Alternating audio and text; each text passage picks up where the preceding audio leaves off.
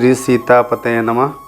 श्री रामचरितमानस के बालकांड के 19वें दोहे की छठी और 7वीं चौपाई है। सहस नाम सम सुनि शिववाणी, जपि जय पिय संग भवानी। हर से हेतु हेरि हरहि को, किय भूषण तिय भूषण ती को। राम नाम की महिमा में आगे 6वीं और 7वीं चौपाई में आया है। 5 चौपाइयों का वर्णन हो चुका है अलग अलग एपिसोड में। इसमें 2 चौपाइयों का सामूहिक अर्थ दे रहे हैं कि शिव जी के वचन सुनकर एक राम नाम विष्णु सहस्त्र नाम के समान है।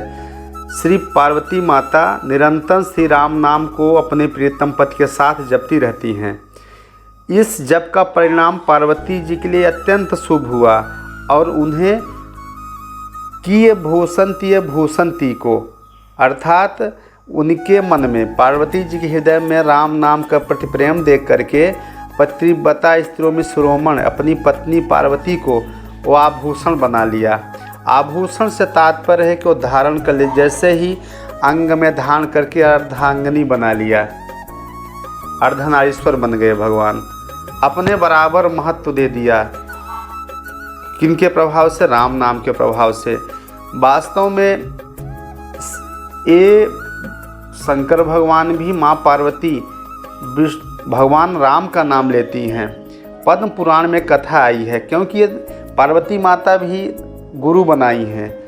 गुरु के बिना कोई पार नहीं हो सकते। जब पार ब्रह्म परमेश्वर माँ जगदम्बा को गुरु की आवश्यकता है। गुरु कौन बने? श्री वामदेव जी ऋषि जो थे, वामदेव जी वो बने।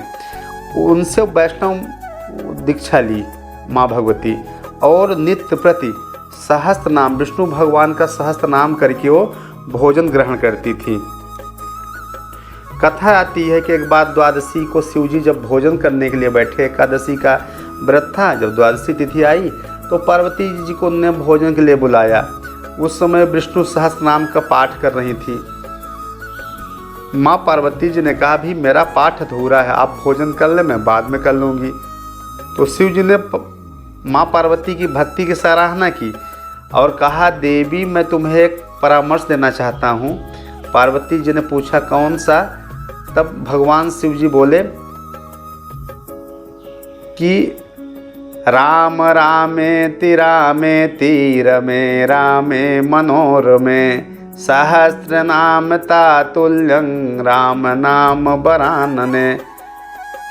सच्चिदानंद परमात्मा जिनके मन में योगियों के रमण करते हैं, इसलिए राम शब्द पर ब्रह्म कहा जाता है। और सुंदरी मान पार्वती माँ को संबोधित कर रहे हैं कि राम नाम का अगर आप जप कर लो तो विष्णु सहस्त्र नाम का फल मिल जाएगा, क्योंकि विष्णु सहस्त्र नाम में 1000 नाम हैं भगवान विष्णु के। और राम राम 2 बार करने से राम सकल नामन्ते अधिका, नाम और महामंत्र भी है, नाम भी है महामंत्र भी है। तो सभी वेदों का, सभी मंत्रों का पाठ करने से जो पुण्य लाभ होता है, उससे कोटि गुना पुण्य एक बार राम नाम लेने से मिल जाता है। तो राम नाम को उच्चारण कर मेरे साथ भोजन करो, ऐसा आदेश दिए। और वो माँ पार्वती जी भोले बाबा के साथ तो राम नाम का नाम लेकर के भोजन करने लगी और हरदम जपत सदा, हरदम जपती हैं इस नाम का। तो क्या पति के प्रश्न आता है कि क्या पति के रहते हुए स्त्री किसी दूसरे को गुरु बनाना चाहिए, जैसे माँ पार्वती जी ने करी। जगत गुरु भगवान शंकर के रहते वे महर्षि वामदेव से वैष्णव मंत्र की दीक्षा ले ली और विष्णु सहस्त्र नाम का जप करती थी। तो इसका प्रमाण आया है नरसिंह पुराण में कि नारद जी श्री यज्ञवाल के ऋषि से कहते हैं, पतिव्रताओं को राम नाम जप करने का अधिकार है। उनको इस लोक में परलोक में दोनों में सुख प्राप्त होता है। पतिव्रता नाम सर्वासाम राम नामानुकीर्तनम। और राम नाम की अत्यंत महिमा है। भगवान शिव जी पार्वती जी को अपना आभूषण बना लिया।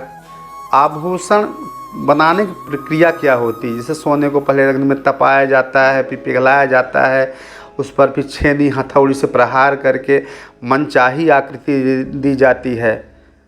पार्वती जी भी तो आभूषण बनी, पर उसके पहले उनको भी कठिन तप साधना से गुजरना पड़ा। तब की अग्नि में अपने आप को तपाया और तप करने के बाद वो शुद्ध स्वरूप में, अपने शुद्ध स्वरूप में प्रकट हुई। और भगवान ने जब शुद्ध स्वरूप में प्रकट हो गई, तिय भूषण तिय को, और तब भगवान ने उनको भूषण के रूप में अर्धांगिनी के रूप में स्वीकार कर लिया। नरसिंह पुराण में श्री राम नाम महत्व पर प्रकाश डालते हुए कहा गया है, राम नाम रता नारी सुतम सौभाग्यमीप्सितम भर्तुः प्रियत्वं लभते न वैधव्यम कदाचन। अर्थात जो राम नाम लेता है, अत्यंत प्रेम रखने वाली स्त्रियों जो राम नाम पे रखती हैं, उन्हें पुत्र, सौभाग्य और पति का प्रियत्व, पति का स्नेह प्राप्त होता है। जब से माँ पार्वती जी अर्धांगिनी हुई, तभी से पत्नी को अर्धांगिनी कहने की कथा प्रारंभ हो गई। अर्धांगिनी की शुरुआत वहीं से हुई है, जब भगवान शिव जी ने माँ पार्वती जी को अर्धांगिनी का दर्जा दिया। बोले सियावर रामचंद्र की जय। अगले एपिसोड में, अगले भाग में हम मिलते हैं 8वीं चौपाई को लेकर के।